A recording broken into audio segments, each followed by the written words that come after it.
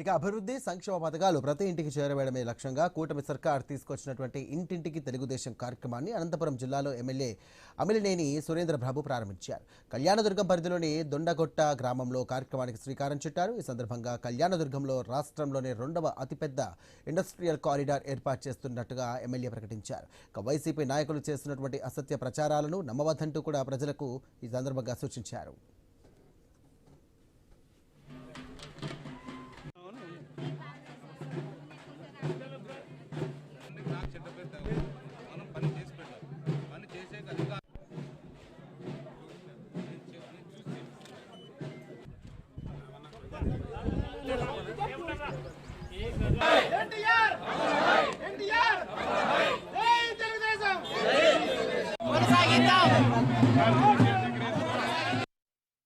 పార్టీలకు అతీతంగా అంటే వైసీపీ పార్టీ వాళ్ళు కూడా నిజంగా ఈ పరిపాలన బాగుంది.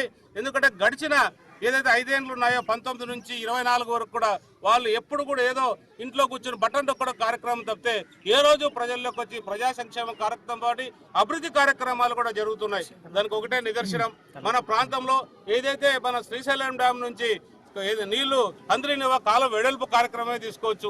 ఆ రోజు 1800 క్యూసెక్ల నీళ్ళు వస్తే ఈ రోజు 3800 క్యూసెక్ల నీళ్లు రావడం అంటే అది ముఖ్యంగా మన కళ్యాణదుర్గం ప్రాంతానికి చాలా ఉపయోగకరం.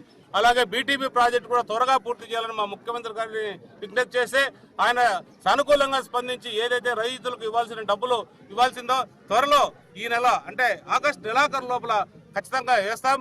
అలాగే సెప్టెంబర్లో కొంత వేస్తాం, అక్టోబర్లో కొంత